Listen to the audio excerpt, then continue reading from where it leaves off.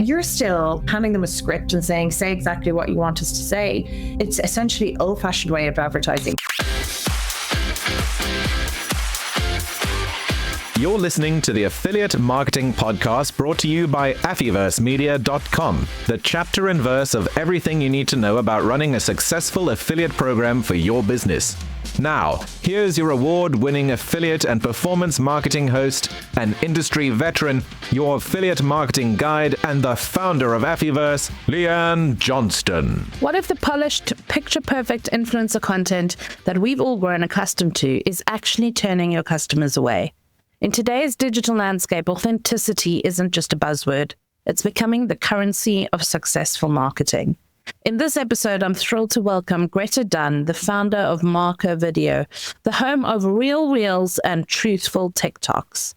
Greta's about to pull back the curtain on why Gen Z is scrolling past anything that feels scripted and how brands are scrambling to adapt.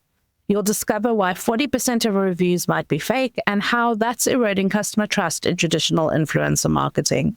If you're an affiliate manager, this episode is going to be pivotal for you if you're working with influencers. Plus, stick around to learn why some of the world's biggest heritage brands are ditching glossy influencer campaigns for something much more powerful, the genuine voices of their actual customers. Sit tight and tune in for a really exciting episode. Welcome to this week's Affiliate Marketing Podcast with me, your host, Leanne Johnston. And today I'm super excited because I am here with Greta Dunn, the founder of Marker Video, the home of real reels and truthful TikToks. And I'm so glad that I said that all in one go without fumbling my words. But Greta, it's an absolute pleasure to have you here on the podcast with me today. I'm really excited about what we're going to be talking about. So thanks for being here. Oh, thank you so much for having me. I'm so glad that you're excited about talking about authenticity. I love it. Yeah. So we hear that word bandied around a lot, but before we get started about authentic content and how that is really engaging your customers, tell us a little bit about yourself, a little bit about how you came to found Marker Video and what Marker Video is, because I was quite surprised when I got to meet you that something like this actually even exists. So give us the backstory, tell us a little bit about Marker Video, and then we can get into authentic content. Well, my first business was an online magazine, and really I wanted to create something for Irish students that was real and that wasn't patronizing, that was talking about drugs and sex and all the things that students really want to read about. So I designed something that was written by students for students. There was nothing like it in the Irish media. And I suppose looking back, actually, the crux of why that grew so quickly, it was probably the fastest growing website in Ireland at the time, and why we got 4 million views a month regularly was probably because of the authenticity piece, because the students loved that it wasn't really contrived and speaking down to them. So those two sold in 2016, and I started to look at kind of the blog world, the written content world. I was noticing that there was a lot of blogs that were written and published that hadn't been monetized. And I think, 10, 20 years ago, people were writing blogs about everything that they were experts in. And my whole thing was everybody's an expert on something. So whether it's a parent or a cook or whatever it is, we all have an expertise, and all of those things should be written down. And there were a lot of agencies that I kind of went undercover with, and a lot of businesses that had content teams that were writing content for businesses, but they weren't necessarily the experts in their fields, and they were just kind of copying what other people had said online. So I thought, I wonder, could I build something that was like for bloggers or for anyone with a blog that they could upload their back catalogue of work. The platform would scan it, index it, make sure it was authentic, make sure it wasn't plagiarized, and then sell that out to businesses who needed blog content or magazines or whoever needed it. So yeah, I did that. I launched it in 2021 and it went really well. I got 100,000 people signed up and submitting their content. I had 250,000 articles. I was selling to a few hundred businesses, which was great. It was all based off Shutterstock business model. So it was like stock marketplace for written content. And then ChatGPT came along and just completely obliterated the business overnight. Because really what we were doing was evergreen content. So it was, exactly the stuff that ChatGPT does quite well. Yeah. But at the time I was like, oh, you know what? I'm digging my heels in. People want things written by the person and from experience. And that wasn't the case, because I was trying to get investment and investors were like, no, I'm sorry. People want good enough and ChatGPT is good enough and it's only going to get better. So I kind of had to think, okay, I had some investors. I had 100,000 people that were kind of relying on me to give them a side hustle, which was what I was kind of selling it as. And I started to notice myself, I suppose, on my own Instagram feeds, which would be the reels and stuff, that there wasn't as much influencer content as I had been used to or exposed to previously. And there was a lot of people that essentially looked like me. So it would have been in my, so the algorithm was pushing things that, and they seemed like real people that were talking about real products. And I started to kind of research into it as quickly as I possibly could and was like, what's this evolution? Like, what's happened here? Why is there more real people as opposed to models and influencers? And it turned out that since COVID, a lot of people became more comfortable in front of a camera. And because there's nothing else to do, they were in front of their phones and saying, this is my favorite brand, or this is my favorite experience, or whatever. And brands had started to pick up on the effectiveness of those videos and started to see it as potentially more valuable than the expensive influencer stuff. But the issues around that was, I suppose finding the stuff that was authentic, paying out the individuals, wading through the content on the internet. And so, I designed and built Marker Video quite quickly on a shoestring, essentially, with some support from Enterprise Ireland, which is our state fund. And it went live in April. And it essentially was, if I could enable everybody to open their bathroom cabinet or their kitchen cabinet and talk about a brand or a product that they love, I wonder, could I sell that back to the brand as an ad? And it could just be that simple. I mean, I love the fact that you're authentic about, how your business kind of launched and overnight failed. I mean, that is brutal for any entrepreneur. And a lot of affiliate managers need to realize that affiliates are entrepreneurs as well. So they come up with ideas, they launch products, and sometimes they fail. And that is brutal to go through. But then you kind of kicked back, because that's what an entrepreneur does, looked at where the opportunities were, and actually have found a really interesting niche. And the reason why it's so topical and why I wanted to bring you on this podcast is because you hit the nail on the head. Every person is a micro influencer, and you are 100% correct. Brands are recognizing the authenticity that their own customers have and are turning those micro influencers into affiliates in their programs. So even though there's a disclaimer on a piece of content that's going out saying, I'm going to earn commission from this, the content that's being created is still authentic and not paid for content. And that's the difference between a brand ambassador that is being paid to talk about your content. And we're seeing a lot of money move away from brand ambassadorships because it just doesn't carry legs anymore, because us as the consumer have actually kind of woken up to the fact that there's plenty of misinformation about products, services, things on channels like Meta, TikTok, Instagram Reels, all of those things where we're looking to now shop. So, and the customer journey has changed as well. And this is also why it's so important and why I wanted to bring you on the podcast, because consumers aren't going onto Google anymore and starting their search there. They could be starting their search for a product on TikTok. They could be starting on Instagram Reels. They could be getting an email from somebody. The search journey is fragmented, and this is why micro-influencers are becoming a really big part of our partnership economy. Okay, so you've found the sweet spot. You've kind of looked at why Marker Video was required for the marketplace. What do you think is happening right now with user-generated content? How big of a problem do you think it is for brands today to segment their marketing strategy away from what we call pay-to-play, so reviews that are paid for, and reviews that are actually genuinely coming out of micro-influencers just going, I really love this product and here's why, and not being a supermodel or a brand ambassador or, a personal brand or whatever it is, just a genuine Joe Soap, somebody in the street going, I really love this brand and this is why I love it. So why are you seeing that flip, and how is that trend moving right now? And why should brands be taking note of it? Yeah, I mean, I suppose brands need to respond to what their consumers are looking at it and responding to. Yeah. In our research, we were seeing that 40%, I think, of reviews can be fake. And I think, look, I don't want to get into AI influencers, but it is obviously a topic of conversation at the moment. I think it's a cheap solution that unfortunately long-term is going to damage your brand.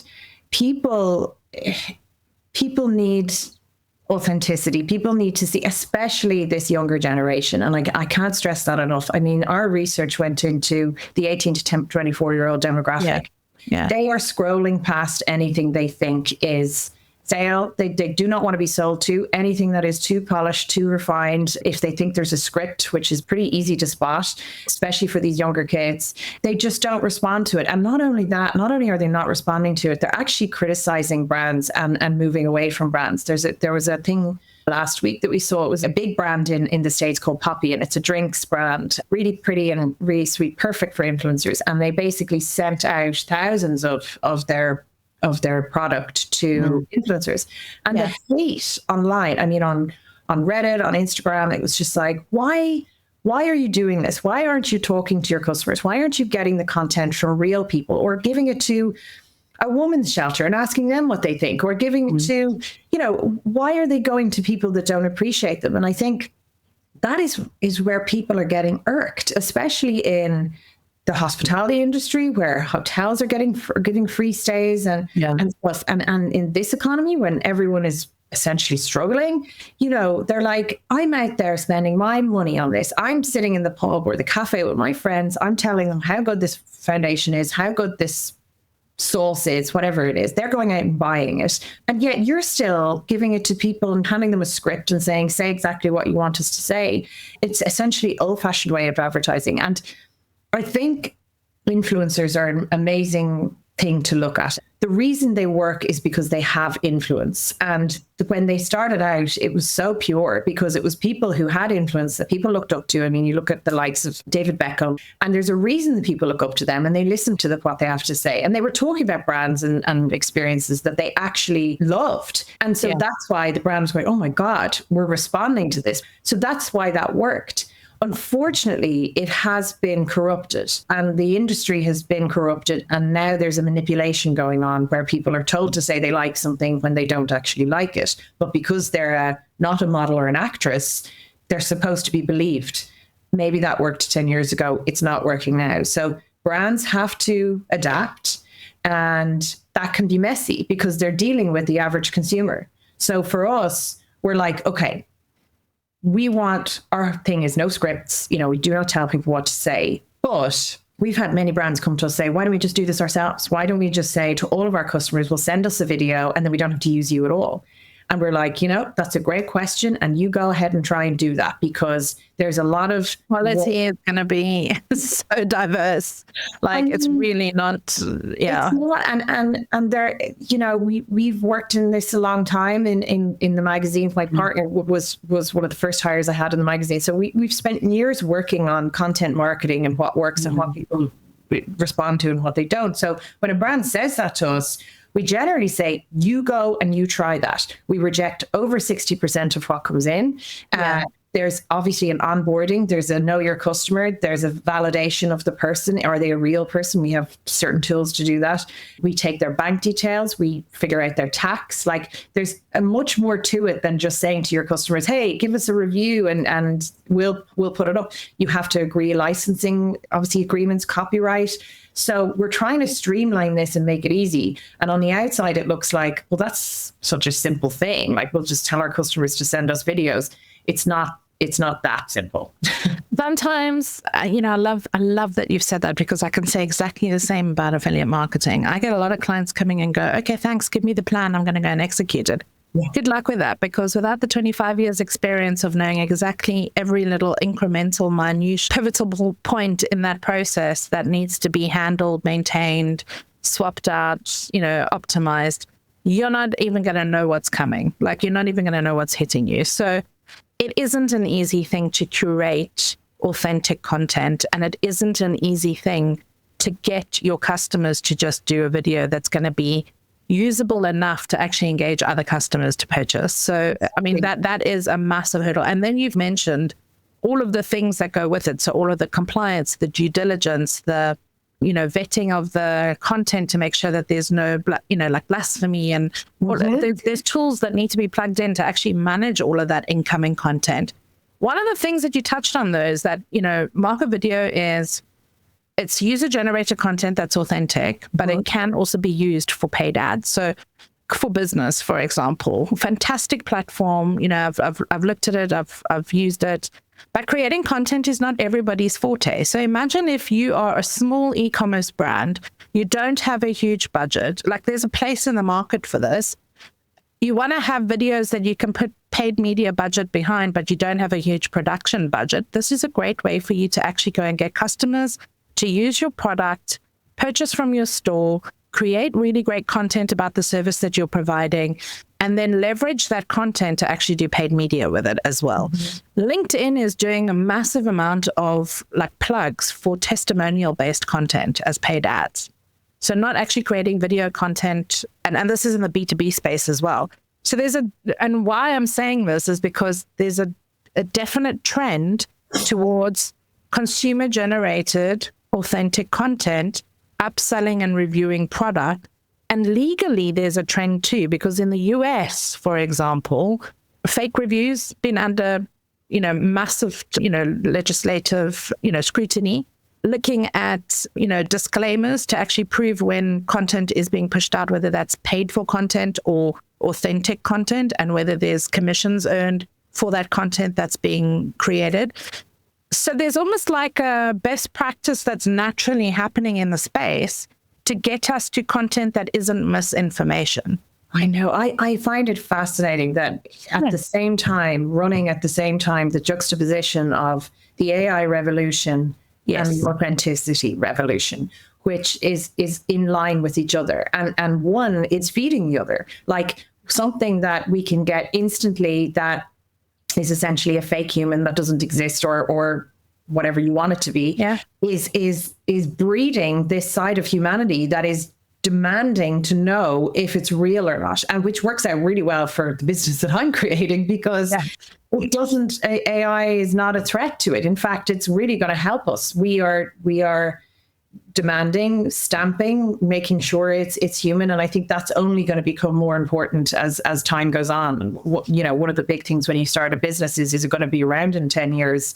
I think, yes, hopefully. The other thing as well is that there's a natural, as you said, the next generation of consumers coming in, those 18 to 24-year-olds, they have grown up with the internet around them and everything being fast. And they actually might gravitate towards more authentic content because they already know what is fake. Whereas our generation, we're a little bit older, we still think that AI is, awesome because it's something new and, we see the possibilities of it. But I think we are going to get to a point, and I really do believe this, especially in the affiliate space where it is very relationship led. We are going to get to a point where consumers are going to choose whether they want to connect with AI-based content and AI-based video and AI-based customer service and AI-based shipping and, all of those things, or whether they want to have a more authentic experience. And the brands that recognize what their customers prefer and give them what resonates with them are the brands that are going to succeed. So AI is not a threat. It's an opportunity to scale, but it needs to be used in the right place, in the right time, and in the right channel. Exactly. And I am a big fan of AI. I think it's amazing in so many industries. I think it's awesome. And we're using it to help with the quality control of the videos and all of those things. Everybody's using it, obviously. So I'm not sitting here saying, down with AI, which I was with marker content. I was like, no, we don't want AI written articles. But I think, yes, it's funny, the data coming out every day, like the more raw a video, the more it looks like it was a real person. Like we're dealing with a huge company at the moment, an enterprise company. I can't say who it is yet because we haven't signed. But I mean, they have historically used a huge amount of influencer marketing, which has worked well. But now the criticism they're getting for that, and clearly they're seeing that on Reddit and all the places that people speak freely, and they're coming to us going, you can tell these brands don't necessarily want it. They don't have to deal with someone who's not reading from a script and who's going to go off script. But I think people get bored very quick. Like something like in the 50s, I think it was like people had to be exposed to a brand one or two times before they made a purchasing decision. So it was like in a magazine and on a billboard, let's say, or on the TV or whatever. And now it's like over 90 times before somebody decides they're going to purchase. Like there's so much exposure of something. So not only do they don't need one person saying, hey, this is great, I love it. They need 100 people saying about one product within that believe. So they believe it. And it has to be believable. And I don't think you can fake that kind of excitement about a product. Like one of my investors, he's an amazing guy, and I'm so lucky to have him. But when we were developing this idea together, he was like, the thing about scripted content is you really have to be a good actor or an actress for it to be believable. And how many good actresses or actors are there in the world? Like, not that many. So for brands to think that they can get it by spending, $300 and handing over a script and getting 5 people to speak, it's a bit naive. And it's actually undermining your customers if you think that they're going to believe that. So again, I think it reflects very well on brands that are willing to use their customers, I think. Yeah. And also willing to use the stories, because storytelling, we undervalue storytelling in partnership marketing. People buy people at the end of the day. And a scripted, influencer that's, the same every day, looks the same every day, has the same makeup on every day, is not believable after a while. It might be believable for the first sale, but the second and third sale isn't. It's not going to resonate anymore because people want that authenticity. The other thing to think about on the flip side of this, because we've got affiliate managers that are listening to this wondering, how do I bring influencers into my program? And this is one of the ways, which is why I wanted to bring you on. But also for affiliates that are kind of creating content, are pretty good with, reviewing tools, products, tech, whatever it is, makeup, whatever it is that they're selling. This is another way for you to actually generate income. So without you having to do much development, add new resources to your teams, if you're actually good at creating content and understanding where there are niches and selling that content easily to the consumers that you're converting for the brands that you're working with already, this is yet another way that you can use and leverage your content and monetize it further, because you don't have to only monetize one piece of content once, right? You can kind of put it on your website, but then somebody else can buy it and actually leverage it and take the licensing to put it on another channel or another platform that maybe you haven't put it on yet. So are you looking at ways to actually bring up 100% publishers into the platform too? Yeah, 100%. And, we've been super, super busy with, and we actually used affiliates in the previous business. But I think that's the only way we're gonna go and scale here globally is to work like that. So I would love to speak to you more about that. yeah, absolutely. I can see the opportunity right now. I mean, there's probably quite a lot of affiliates that I can introduce you to too. Okay, so I mean, we've talked about the authenticity. We've talked about what market video actually allows brands to do. We've talked about why it's important, especially for the next generation of consumers that are coming in. So if you've got a product or a service that you want to target to that next gen, customer segment, this is something that you need to be looking at. Where do you think the future of social media is going? Because we're all concerned about misinformation. We're concerned about, how do we track all of this? Where's the incrementality of this content? Should we be worried about any of that stuff just yet? Or should we just be testing and leveraging this authentic content and tracking it to see if it actually works? Are we at the beginning stages of this authentic content revolution? Yeah, I mean, I wouldn't be so arrogant as to try and predict what social media is going to do. But I definitely think, yes, there are going to be a lot of laws and legislations around. I mean, we're already seeing it. In the US especially, yeah. Yeah. When you put up an Instagram or has AI been used to do this? And it's just going to get, a lot more strict, I would think. And are we going to have an official stamp of authenticity? Are we going to have to use, we're going to we're already using tools to make sure that the videos are real and they're not fake, which we can tell with our human eyes at the moment, but in a year's time. So it's funny, I was doing a talk the other day and a guy in the audience said, are you going to have to use tools that verify that the people that you're posting are humans? And I said, I mean, yeah, we are going to have to use those tools. And it turned out he was actually building an AI scanner to make sure that things.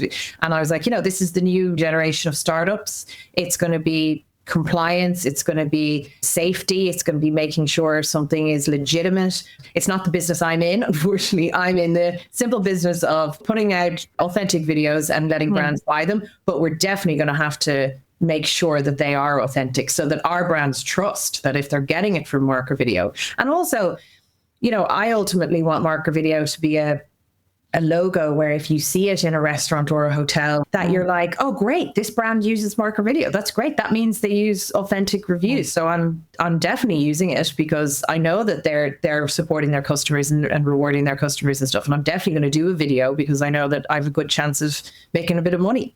I mean, we've seen influencer networks launch. This is kind of like the next gen of that, except it's focusing on authentic content and not paid for content.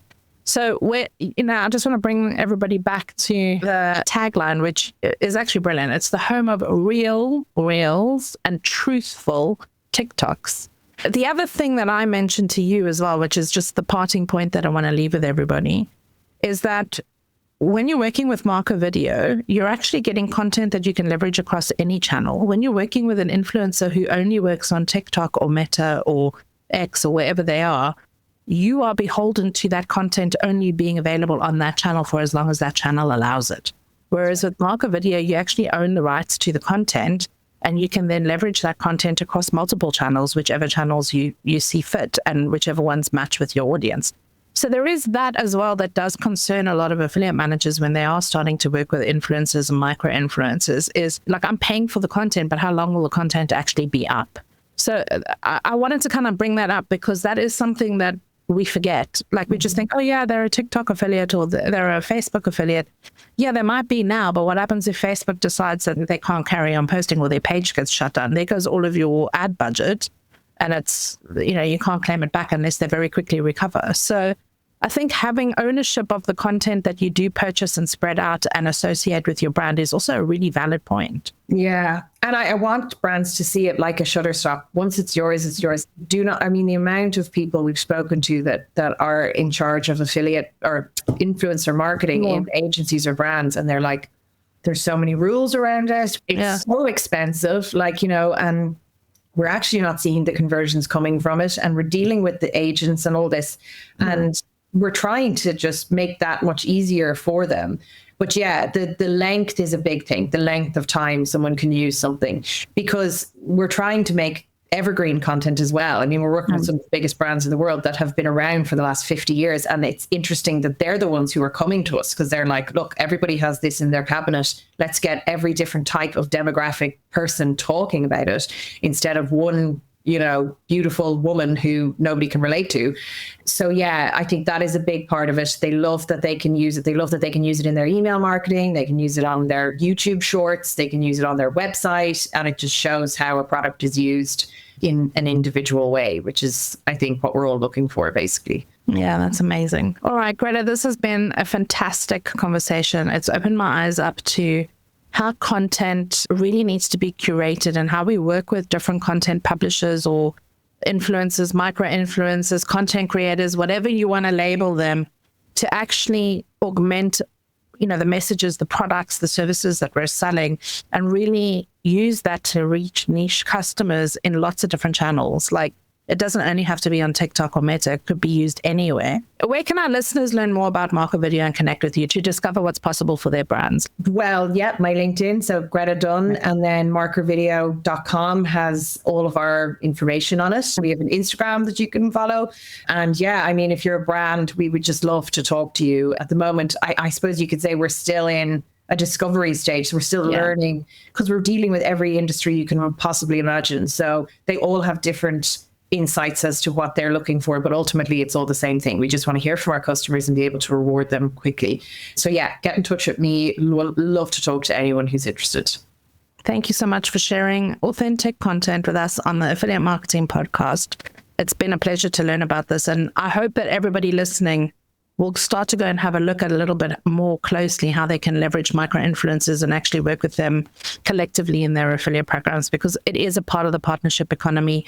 It's not something that we can ignore, and it's really early days to start looking at this. So we're kind of right hot on a trend here, and hopefully this has helped people just look at it a little bit closer. So it's been a pleasure to have you on the podcast, and thank you so much for being here this week. Thank you for having me. It's been a pleasure myself. Thank you. The Elevate Summit 2025 is here. Just join us on July 15th and 16th for the premier affiliate and digital marketing event this summer. This year, we're focusing on traffic, where innovation meets inspiration, and we're helping SME brands and affiliates to scale. Elevate is more than just another summit or affiliate conference. It's a transformative experience designed by industry veterans for those ready to embrace the future of performance marketing to grow their businesses. Connect with forward thinkers, affiliate pioneers, SaaS tools, and decision makers as you engage with cutting-edge strategies, immersive masterclasses, and strategic networking opportunities. Whether you're a seasoned pro or a budding SME entrepreneur, Elevate offers insights, tools, and connections to revolutionize your approach to bringing more sales into your business. Don't miss your chance to be a part of this dynamic community. Visit affiversemedia.com, click the Elevate button, and book your conference ticket to find out about our sponsorship and speaker opportunities today.